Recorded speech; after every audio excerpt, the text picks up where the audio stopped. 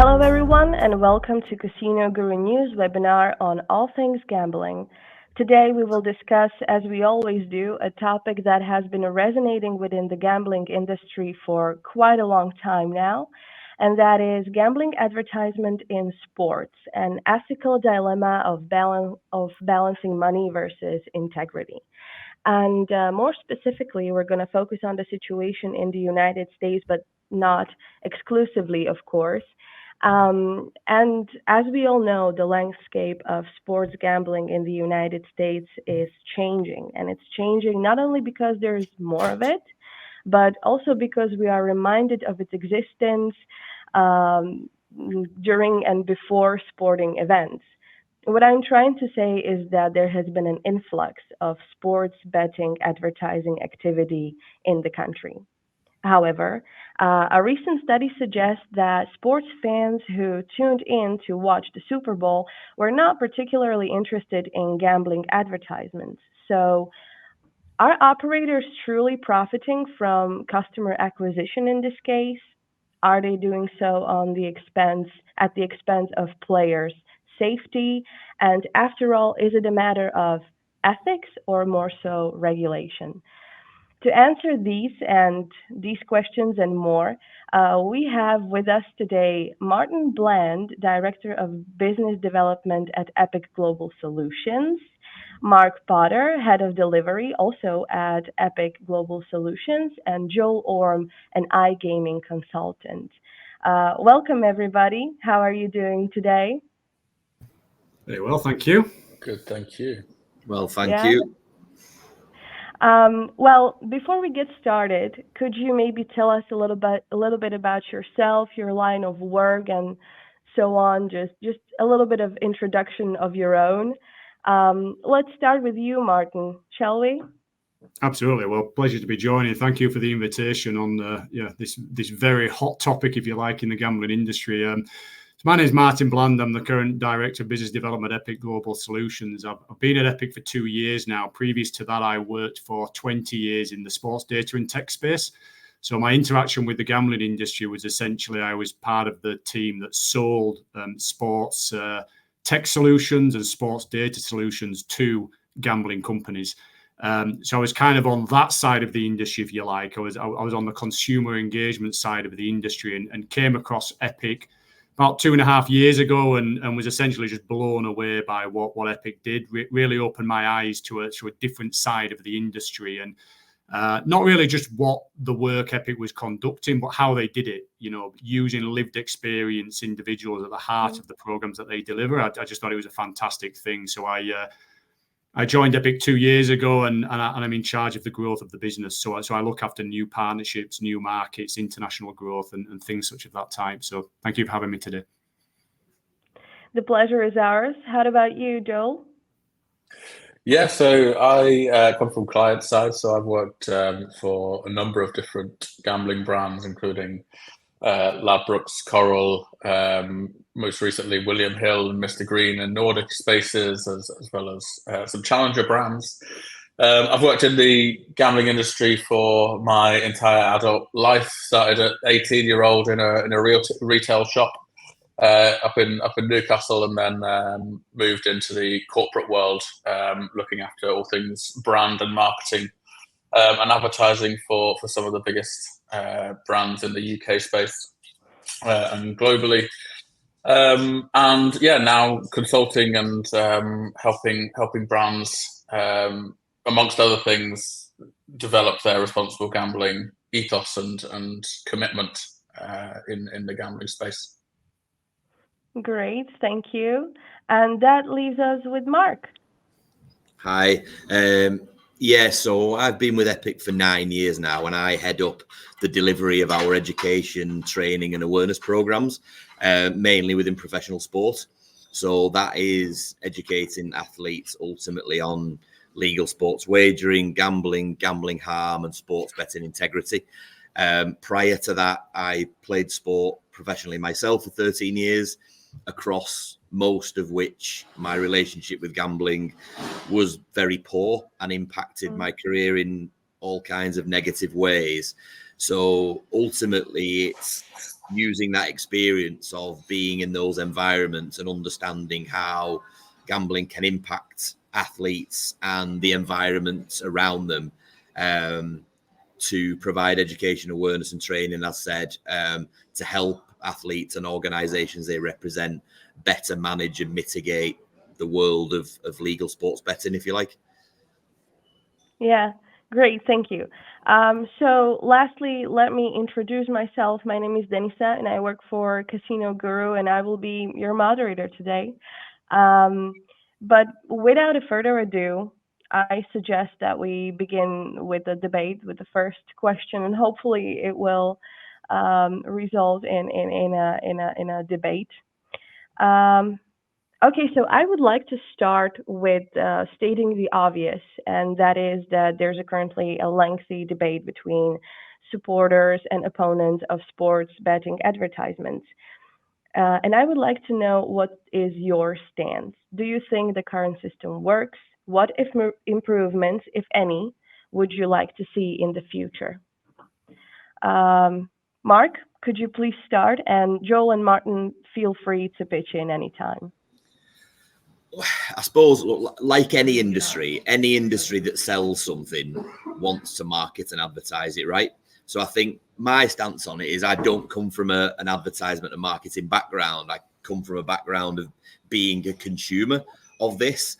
Now, whilst advertising didn't play a massive part in ultimately what was an addiction to gambling for me, it was probably the fact that when I went into a professional sports environment and we were sponsored by a betting operator, and it was very much more prevalent in a sporting environment, there was an attraction to it, but the attraction to it was for what it was supposed to be, for fun and enjoyment. It was kind of circumstances, environments that I found myself in as an athlete, which played a bigger part in my descent towards addiction, if you like. Around having those competitive drivers. So whilst it wasn't part of the main drivers that led me towards a vulnerable place, it was probably what enticed me to start doing it for fun and enjoyment in the first place. So like anything, it obviously has its place. I just think it needs to be done with caution and with fit for purpose education, awareness around it, would be my answer. Yeah. How about you, Martin? Do you agree?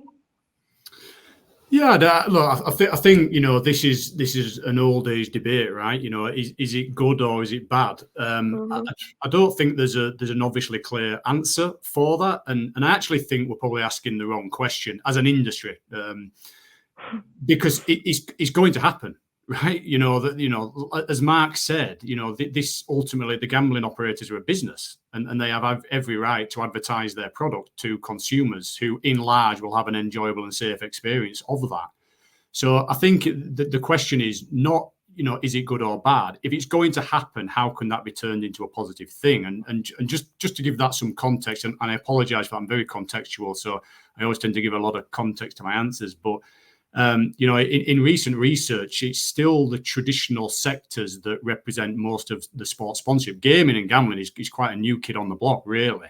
Your traditional industries of food and beverage and apparel and automotive and finance and tech and those types of sectors, they're still the biggest sectors. Gambling is, fairly new to this. They're, in research last year in 2023 of the top 15 sports sponsorship activations, of those top 15, not a single one was a gambling company. The gambling companies were notably absent from those major global sports sponsorship activations. And I think you've got to take this in context. Gambling advertisement is not taking over sport. Far from it. There's much bigger sectors that are representative here. But ultimately, if we look at what any of these brand sponsors are looking to achieve, through this sports sponsorship, and I'll go through them quickly, but essentially I see that as the 5-pointed star, really. The 5 things they're trying to achieve. One of them is, they want enormous visibility, right? So as a gambling operator, they want visibility through these sports activations. They get that from having a digital and a physical presence at games and around games. They want brand association. So they want a positive association with the club brand or the athlete themselves. because that is perceived very positively by the fans and therefore their consumers. So brand association is a big thing of it.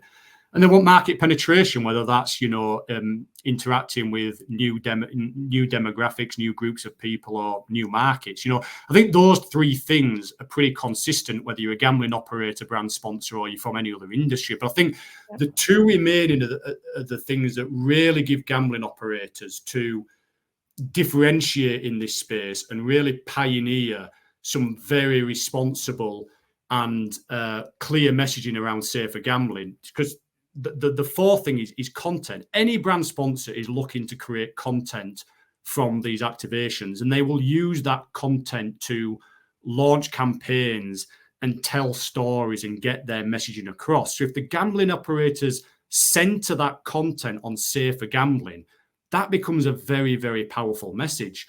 Mm-hmm. And the fifth element to what these brands are trying to achieve is positioning. They want to position their brand as one that is invested in the development of sport. And again, if they center on safer gambling as being part of that, so we're invested in this sport to ensure that people who are gambling on this sport gamble safely and responsibly, then again, the gambling operators have a real opportunity to differentiate and really push that agenda. So it's not whether this is good or bad. I think it's that this is happening. So how can we make this as good and as powerful as and impactful as it can be? And I think by the gambling operators focusing on that content element and that positioning element, then it puts them in a very, very positive light. And I think people would start to look at that and say, actually, we can see that investments from gambling operators into sport is a positive thing. Yeah, there are some great points, but let's hear from Joel as well. Yeah, no, absolutely, and I think the key question here, the key part of the question here for me is, does it work? Well, I think if you ask different people and different stakeholders, does it work? You'll get different answers. So, does it work for gambling companies? Well, yeah, it does work, because, like Martin was saying, you're getting that brand association, you're getting that the brand awareness and visibility. So for gambling companies, does it work? For a lot of sports brands, does it work?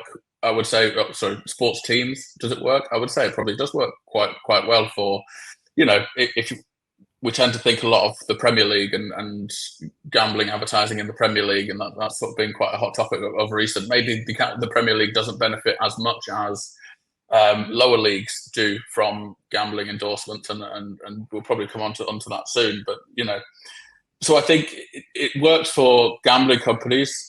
Like Martin says, I think there's a lot of things that gambling companies could do in those advertisements that differentiate them from each other. Gambling world is a very saturated market, and you do tend to see the same, and we see it time and time again from lots of different brands talking and bigging up the entertainment and how it's meant to be fun and that, and how that is portrayed in these advertisements probably could be improved. And I think a big part of whether it works or not comes down to the authenticity.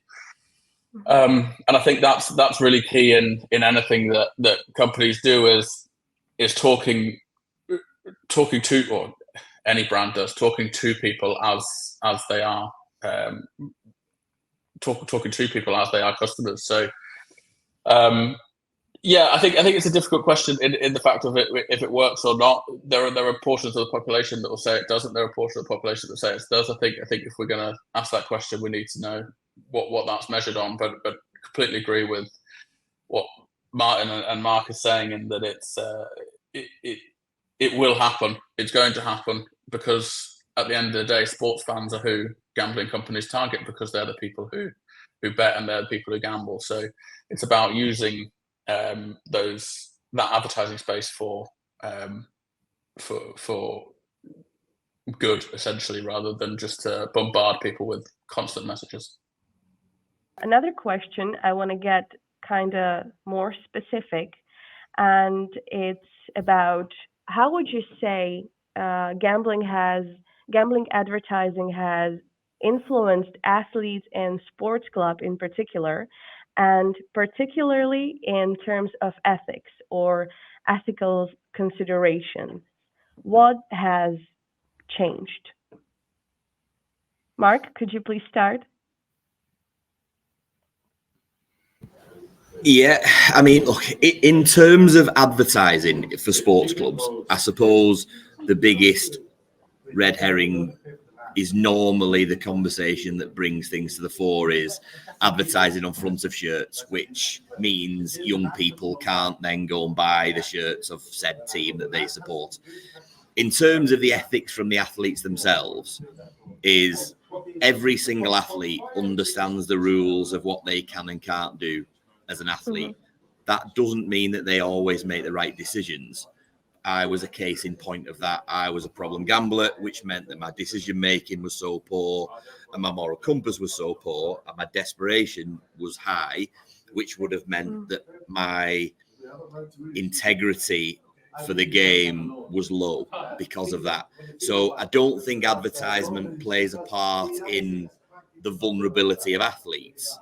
What I do think is that there needs to be care and attention on how that is depicted to fans and young people especially, and ultimately just as long as we're advertising to the right people and not to vulnerable populations, I think that is the biggest key to this within sport, because a lot of people watch sport and a lot of young people have heroes in sport. I think as long as it's to the right people and it's not done for the wrong reasons, then for me, as long as there's balance to it, then there's not a huge issue.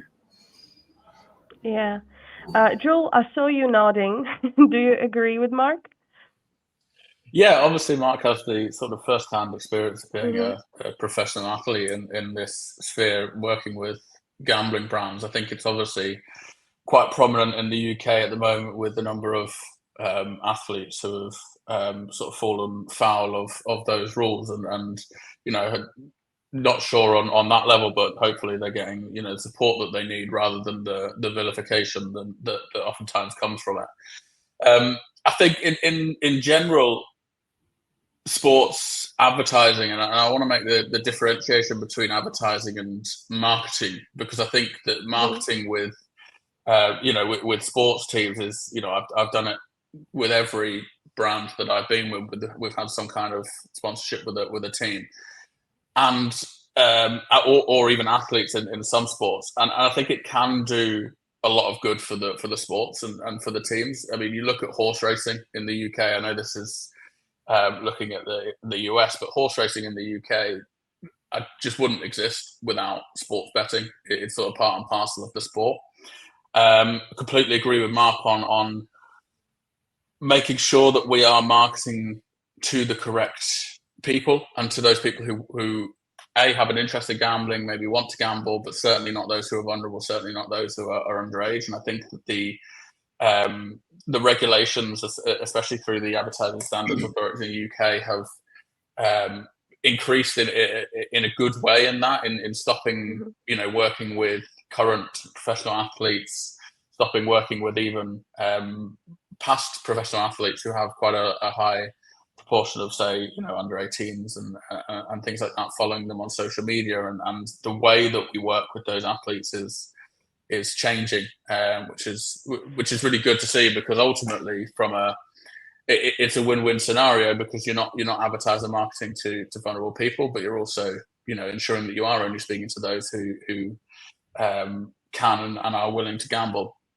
I think that like I was saying, there's a lot of benefits to marketing in sports, and I think a lot of sports, and I mentioned this earlier, lower league football teams with the pitching in initiative from Ladbrokes, for example, benefit hugely from that. I think it's difficult because we need to ensure that we're getting that right message of what gambling companies do out there, and what good that we do for the sports teams out there, whilst also remaining responsible for the very nature of above the line advertising means that it's not super targeted. So making sure that we are remaining strong in protecting those who are vulnerable, and it's a difficult line to cross. And this is what I was saying about authenticity, in that Sky Bet did a very good, well, Sky Bet have long been leaders in the UK of responsible gambling. And part of the reason why they are so good is their authenticity behind what they did. They brought in recent problem gamblers, they brought in sports therapists, they brought in a lot of people, a lot of different stakeholders to come up with campaigns that can really get at the heart at showing the responsible gambling tools that they have available, and I think that is key. But, yeah, no, it's a difficult conversation for gambling companies to have, but it is one that I feel gambling companies need to sort of take that responsibility and show what we do. As well as take ownership for where we've fallen foul in the past and where we've cut corners in the past, which ultimately we have done. Yeah. Okay, good. Martin? Yeah, well, I mean, I'll caveat my answer with that I'm not an ex-professional athlete, so I can't speak as well as to the effect that advertisements have on athletes as well as Mark could do. But what I can say is that, you know, as well as working with operators, Epic works with some of the biggest sports organizations in the world. In the US, we're working with teams in the NFL and the MLB and the MLS and across the NCAA.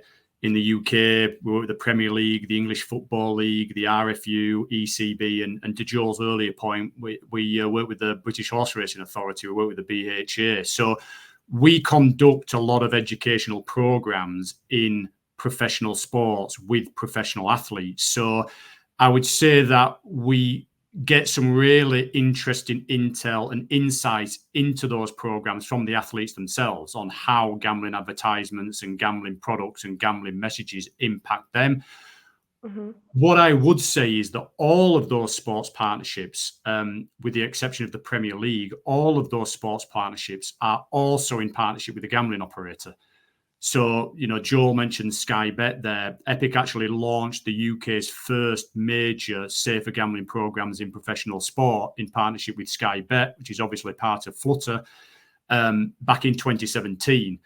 Mark is out in Ireland delivering programs to Irish Rugby and the Gaelic Athletics Association in partnership with Flutter. And I think a lot of these things go unnoticed. Actually, what these gambling operators are doing to invest in athlete protection and athlete awareness, a lot of that goes unnoticed. And, you know, I mentioned, you know, Flutter and its subsidiaries there, but, you know, similarly we work with Entain and Kindred and 888 William Hill on similar projects whereby Epic are going in and interacting with the athletes on these topics and making sure that they are gaining the education and they are gaining the awareness. So, you know, I would say that, you know, without specifically saying what effect does an advertisement have on an athlete, what I would say is in the background, the gambling operators are investing to ensure that athletes do gain access to education and awareness. And, you know, that needs to be known.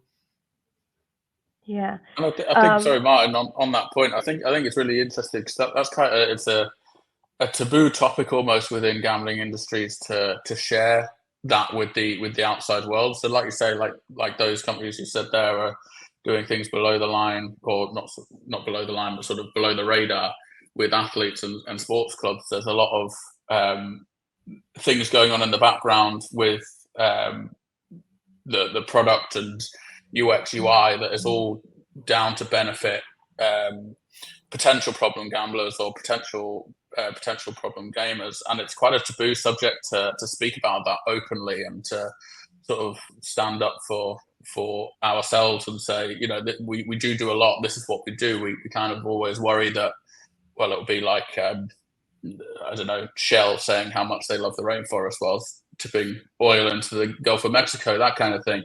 But I think it's so it's a really interesting point that I think a lot of stuff goes on below the radar that people aren't fully aware of. And maybe that's something that the gambling industry can do better of is explain what we do and explain what goes on that people can't see. Yeah, 100%. And sorry, Denise, if I may, Absolutely. because of the work that we conduct across professional sports, and Epic don't have all the answers. So what Epic did was it formulated a pro sport advisory board, and sat on that pro sport advisory board are people from the professional sports industry, so ex-professional athletes and people who worked within the professional sports industry, but also representatives from the gambling industry. So that is two industries that are intrinsically linked, coming together on a pro sport advisory board to work for the betterment of the game and for the betterment of the gambling industry. That is an amazing piece of work. And actually, last year we launched an industry white paper that advised on many topics of this type, but certainly it covered advertisement. So that is really senior influencers from both the sports and the gambling industry helping Epic on how we approach this topic, and how we collectively ensure that athletes, and not just athletes, also employees of these sports organizations and also the fans of these sports organizations, how do they gain access to much needed education and awareness programs? And, you're absolutely right, Joel. It's maybe because it is such a taboo subject, it doesn't get shouted about as much as it should. But, it's often, good for us to be able to shine a positive, reflective light on some of the good work that is actually going on in the background. So I guess we can move on to, because I would really like to ask you more about regulation regarding sports betting and advertising, and how can it, in your opinion, effectively balance economic interests that are obviously very needed for a business with the preservation of sports integrity, which is also essential, So how would you say a regulation can play like a third party to achieve this result? Anyone? I suppose a couple of examples I can give from programs that we work on is, number one, as Joel said previously, we do a large program across horse racing in the UK. At the moment, there's a significant worry in the horse racing industry about what the new regulation and the new white paper will bring in terms of the negative impact that might have on horse racing. Mm-hmm. Obviously, as he said, is horse racing and gambling are ultimately have always been and always will be interlinked. The worry is that the regulation is looking to cover all aspects of gambling, including slot play, including some of the more high risk gambling activities. And the worry for them is that horse racing will be negatively impacted by over-regulation. That comes directly from them. I also obviously deliver programs in the USA where there isn't such stringent regulation at the moment. Mm-hmm. And there's obviously a flood of marketing and advertising where there's a market share looking for dollars, etc. So there's a very different mindset to regulation, where it's stronger and where it's less so. I think what we probably need to do is look at what's happened in the UK. And I guess the regulatory side of the UK comes from more examples of harmful behaviours and harmful examples of where things have gone wrong, where that has yet to happen in the US. So there's a different balance. But just from that perspective, I know that in horse racing, they are worried about it. And obviously, it's not seen as something that is hugely in the spotlight in the US at the moment. But you would think that will come more down the track if we start to see some of the similar traits of things that have gone on in the UK. And when you talk about the integrity side of things, I think everyone is aware of two examples within the Premier League in the last 9 to 12 months of integrity issues. So anything that makes people more aware of what they can and can't do, anything that makes people less harmed, but with balance, and allows people to carry on doing what they enjoy for fun and enjoyment, which is what gambling is supposed to be. I think we need to just find that balance that keeps everybody happy and make sure regulation is fit for purpose, allows people to enjoy it, but doesn't allow people to be overly harmed. And I think finding that balance is the answer to what fit for purpose regulation needs to be. Mm-hmm. Staying on a topic of regulation a little bit longer, and in light of what you said, do you think that there are any examples of regulation that appear to be overreaching right now? I mean, you mentioned the white paper, but that's only, I guess, coming up, right? Yeah, I think look, the example of that is finding the balance and recognizing what ultimately is harmful and what is less harmful. I think horse racing are fearful that they're looking at gambling as a whole and not individualizing the more harmful products.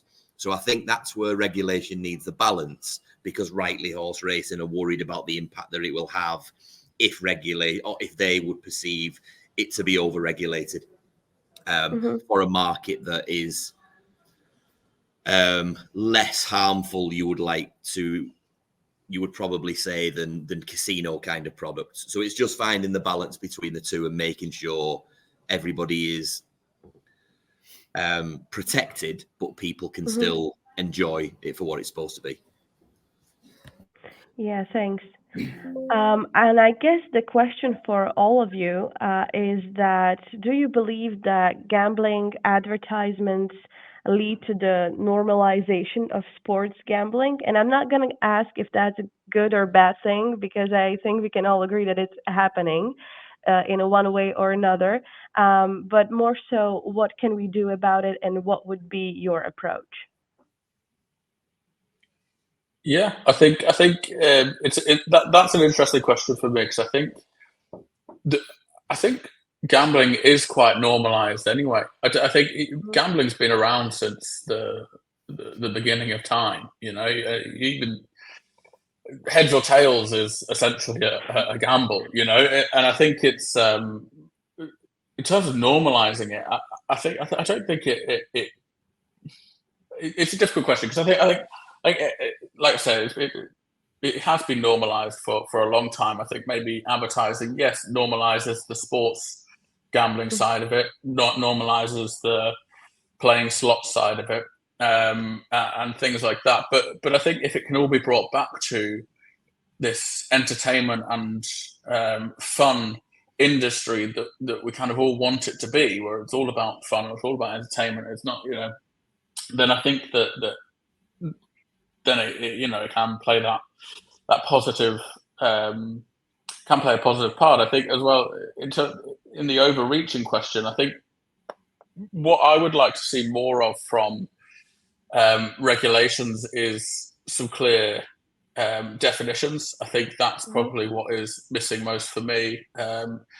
You look at like I mentioned earlier, can't be using players who have a young youth appeal. Well, that's quite a subjective term. I would like to see some of these sort of regulations and the type being very specific about what can and can't be done. I think if you leave it up to gambling companies to sort of consider, I think that's where you can start looking at going too far, going too little. Is that exactly what was intended when these rules were brought in? Was it not, etc.? So I'm not sure whether they're overreaching, but I think bringing in that definition and speaking on the white paper as well, to Mark's point, I think one of the positives out of the white paper that we're hearing is that it's going to be considering a wide point of view. It's not just taking on the problem gambler point of view. It's taking on the everyday, like a flutter on the weekend, like to do an accumulator on a Saturday. Those sorts of gamblers and sports bettors, and I think that's what we need to see more of as well. Is talking to those who aren't at harm and talking to those who do enjoy it, talking to those who do see it as entertainment. As well as talking to those who are in vulnerable groups, to see what we can and can't do more or less of. Yeah, there are great points. Martin, do you have anything to add? Yeah, I mean, well, I agree with your point. Gambling and sports are intrinsically linked, and they've been together for a long, long time. and actually, I'm not sure, because I think that sports brands still see gambling as a high risk sector when it comes to a potential brand sponsorship activation. And actually, that can work both ways. The way that you look at, if a gambling operator is looking to sponsor a sports brand, they'll be looking at that sports brand's reputation, because, the stain of association can work both ways.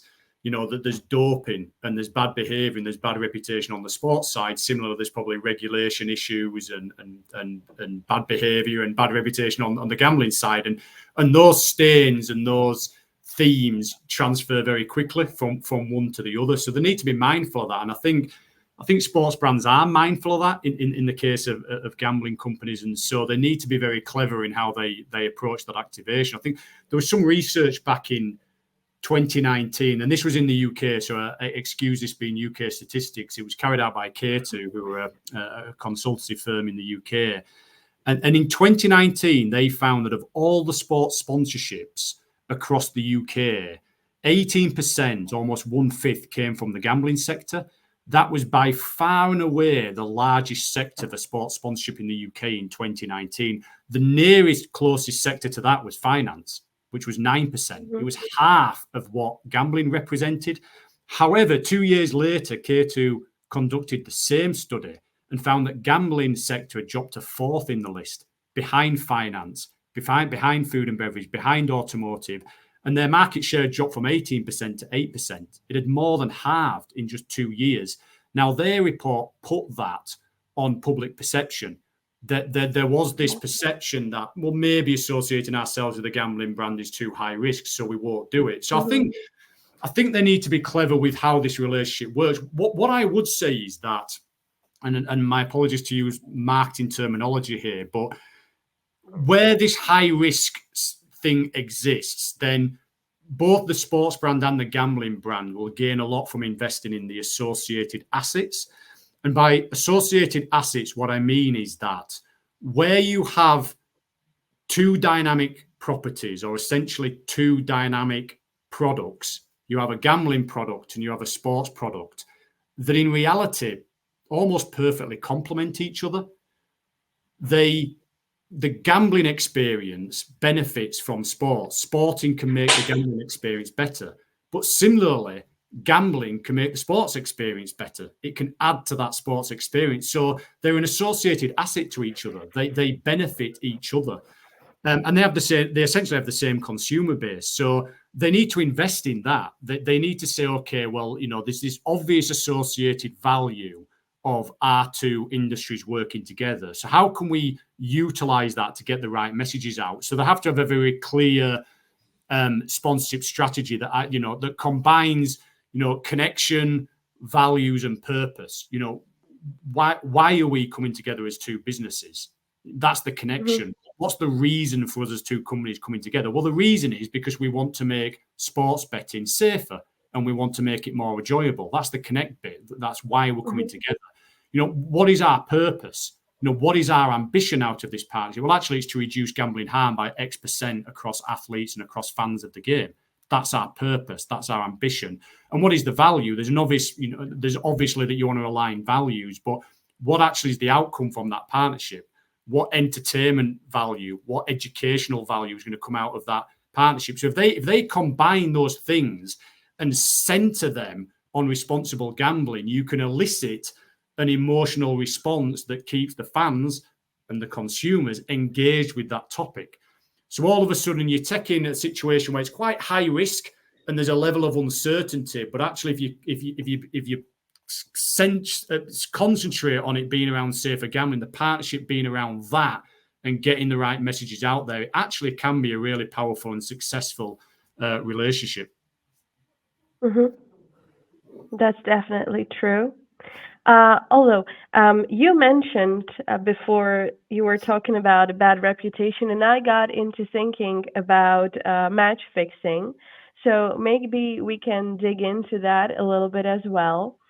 How do you see, or how would you see the gambling industry role in addressing match fixing issues, and how can responsible gambling practices be effectively implemented in this case? Joel, would you like to start?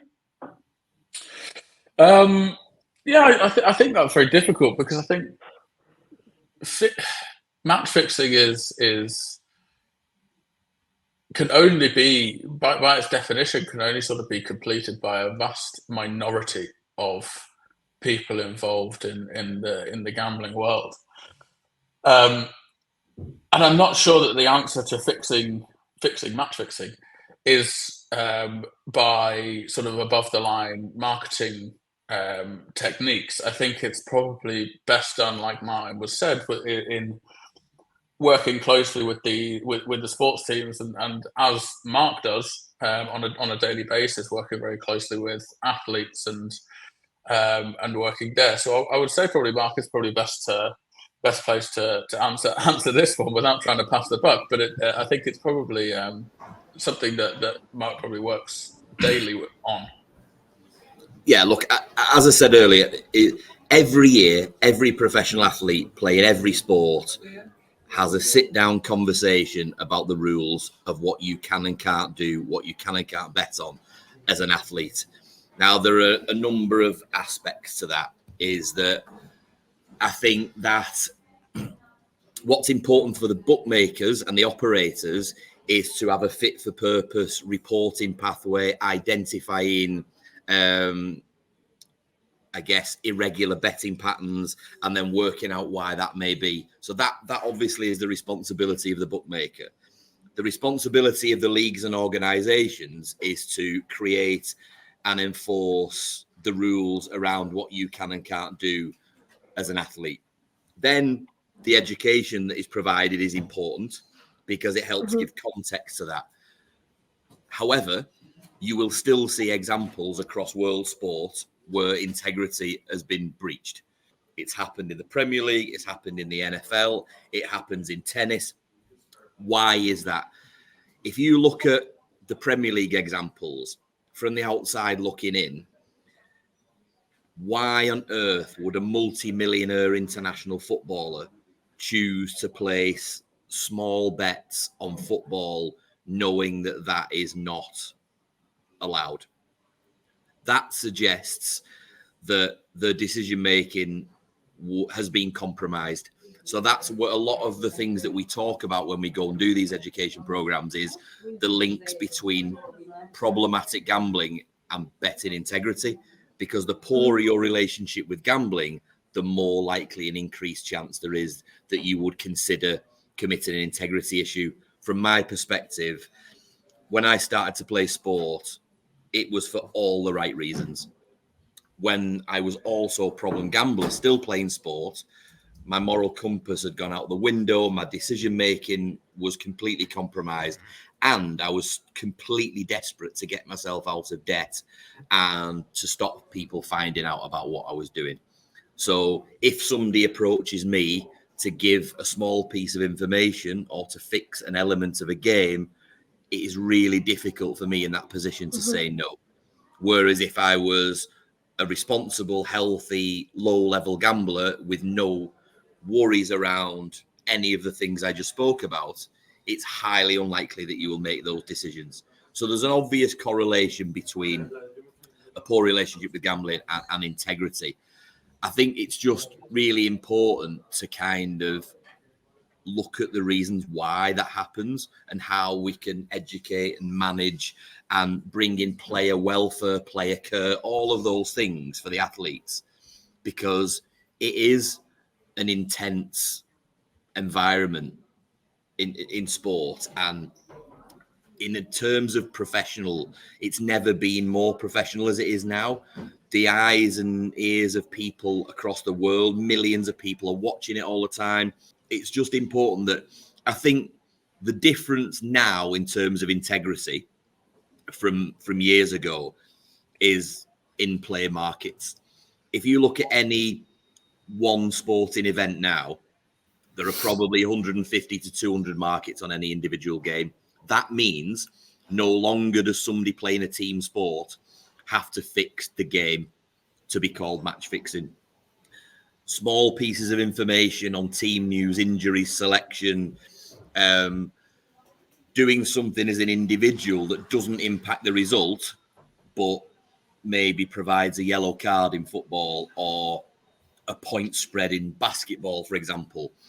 There's so much more increased scrutiny now because of in-play markets that the integrity side of things is much more in the spotlight, and probably why you're seeing more examples of it at the moment. But from our perspective, we don't create the rules. We just go and talk about how and why athletes can be vulnerable to sports betting, gambling harm, and sports betting integrity. And ultimately, that is what we do. And that has been a successful program across multiple sports. And we will carry on doing that to hopefully mitigate and minimize the amount of problem gamblers there are in sport, and also incidents of sports betting integrity. Whilst you will never mitigate that completely, the more that we can make that happen less, the better sport will be and the more enjoyable it'll be for fans and everybody around it. I think on that point, what's an interesting dynamic in match fixing is, to Mark's point, every single athlete in the world, no matter what sport they're in, they understand the rules. There's not a single athlete in the world that can turn around and say, oh, I didn't realise I'm not allowed to do that. What they do is they do it regardless of the consequence.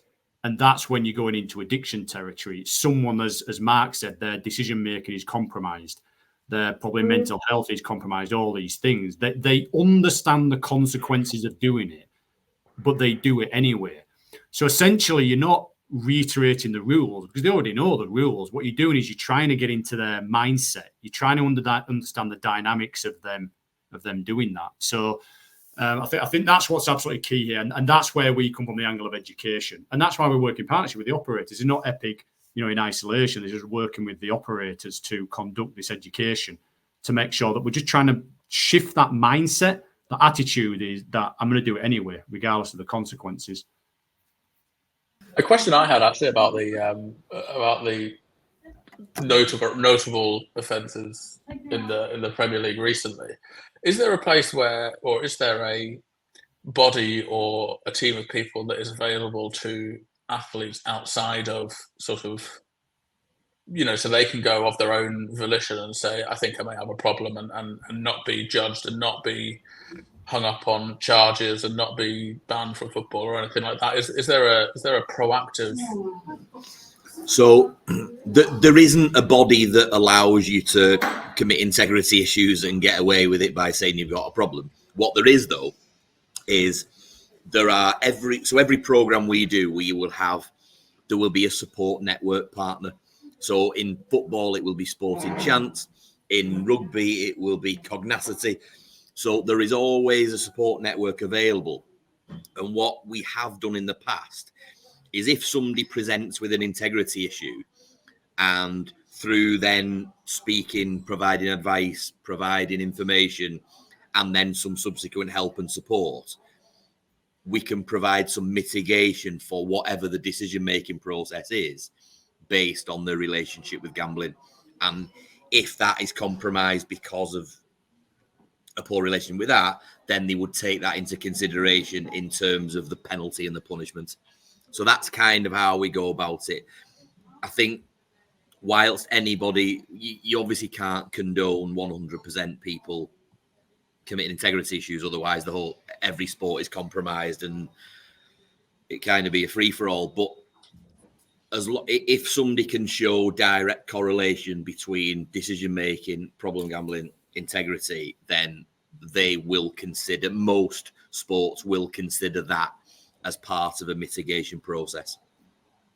Yeah. I mean, I didn't mean it in the sense of can they get away with it, but sort of one of the, I think, big questions that is coming out at the moment is, do athletes only get support after they commit the offence, or can they get it beforehand proactively? And obviously, what you guys do is proactive, and it's good to know that there is some kind of... There's a lot of education that promotes positive conversation. Ultimately, what we're doing, we're not going in to try and catch people that are already problem gamblers to make them come forward and talk to you about it. We're trying to make people aware of the risks before or mid gambling relationship to understand what the risks are, to understand how things can change, to understand why being an athlete can help change those behaviours, and ultimately promote positive conversation and to explore your relationship with it. The idea of that would be that people then never get to the stage where they either need to go and seek treatment, or they're at the stage where they're considering committing integrity issues, whether it's because of the relationship or to pay off debts or whatever it is. So that would be the consensus and the goal of what we're trying to, of the objective, whilst we obviously have some people historically and have had that have come forward and presented with issues. It's not the purpose that we go into it. The purpose is to prevent that from happening in the first place. So proactive, yes, absolutely. Okay, guys. I guess our time is coming to an end very slowly, but I can squeeze in one last question for you all, and that is, if you could change one aspect of sports betting advertising right now, what would it be? Martin, would you like to start? I'm trying to think. I would narrow it down to one. What one thing would I change? Yeah. I would say that I would like to see more influencer marketing, and by what I mean with that, a lot of what I've said today has been talking about how gambling operators and sports can come together to make a real commitment to safer gambling content and education being a fundamental part of that partnership. If they are committed to that, then the question is, how do I do that most effectively? And you can create content on lots of different platforms on lots of different levels. However, we would probably all agree that influencers, and by influencers, I essentially mean the professional sports stars of this world. So the NFL stars, the MLB stars, the NBA stars. We can probably all agree that most consumers, certainly most young consumers, are more likely to engage and listen to messages from them than they are from the messages from the gambling operator or even their favorite sports team. They're much more likely to listen to their favorite hero, if you like, from sports. And I think for me, both gambling and sports as two industries are probably missing a trick there. I know that a lot of gambling operators tend to have sports ambassadors, and they're probably missing a trick of using these sports ambassadors to really get responsible messaging out there. Again, sorry, I always relate back to industry statistics. I think it was Nielsen that said back in 2021 that influencer advocacy posts, so basically the athletes on their social media, get 70% more engagement than the sports club or the gambling operators themselves. So if 888 William Hill put a post out on safer gambling and they get 1 million likes of that post, if an NFL athlete did the same post, statistics tell us that it's going to be closer to 2 million that they're going to get, 1.7 million they're going to get. So why not use the power of that influencer advocacy? So I think if there was one thing I was going to change, I would prompt these operators to keep safer gambling as an absolute essential focus to any partnership they create in sports, but to really look at influencers, the key athletes, to get that really powerful message across. I think that would be a good thing. Yeah, great insight. Mark, how about you? Just very simply is just make sure advertisement is done in the right way to the right people. We're not advertising to vulnerable people, trying to entice problem gamblers back to gambling and or young people. Once that is done, then it's done in the right way for the right reasons, like Martin said, with the right people, because it's like anything that has, like alcohol, like tobacco, like anything that's got the ability to cause harm needs to be done with balance and in the right way and not promote vulnerability. And that is just my only message, is that I have no problem with advertising as long as it's not done to promote vulnerability. It's as simple as that. Yeah, great. How about you, Joel? I think it's really interesting in the talk of influencer, and I think actually also the use of we call them micro influencers now, but those sort of famous fans that football teams get. I mean, I'm a Newcastle fan. Have been before the takeover, so you can't call me glory hunter now. But I'm a Newcastle fan, and sort of the famous fans that Newcastle have across Twitter, across Facebook, on podcasts and things like that is a really, really, really good way of engaging with an audience in a different way. I think as well. The one big thing I would change, getting back to that, I would really like to see a reduction in the gap between advertising responsible gambling messages and advertising everything else. I think it's quite often seen as a separate campaign, as a separate thing. It's almost, let's get a responsible gambling advert done, and on the back burner we can put that in 20% of spots, and that's fine, and then we'll focus on everything else. I think, to Martin's point, is sort of closing the gap between those two areas, and truly keeping responsible gambling at the heart of everything that we do. Probably a reduction in tactical messages, so we're not just bombarding people with bet £5 on today's game, get £10 on the next game, whatever, yada yada yada. But having sort of more true brand messages above the line and through the line that keep responsible gambling very much as a key focus and as a key part of the product and a key part of the of all the campaigns that gambling companies. I think you're right, Joel. It's just making sure that the responsible aspect of the advertising is not tokenistic, and just to make sure that equal priority is placed on that than is with all of the marketing advertising pieces and elements of it. Yeah, absolutely, and bringing in that authenticity, like we were saying earlier, I think as well. But absolutely, making sure it's removing that tokenistic of let's do an advert that we can put in 20% of spots and forget about for a year and a half before we have to update it. But yeah, no, certainly. Okay, guys, that was great insights. It looks like we have come to an end after all. I appreciate you very much being here, offering your perspective on not so easy topic, and the insights were great. And I personally gained a much better perspective. So one more time, thank you very much, Martin, Mark, and Joel. And thank you all who watched this webinar for being a part of conversation. Please let us know in the comment section below, what do you think of gambling advertisements in sports? And make sure you follow us on social media that are also linked below. And subscribe to never miss all things gambling webinar. I will be looking forward to our next session. Have a great day, and bye. Thank you. Thank you. Bye.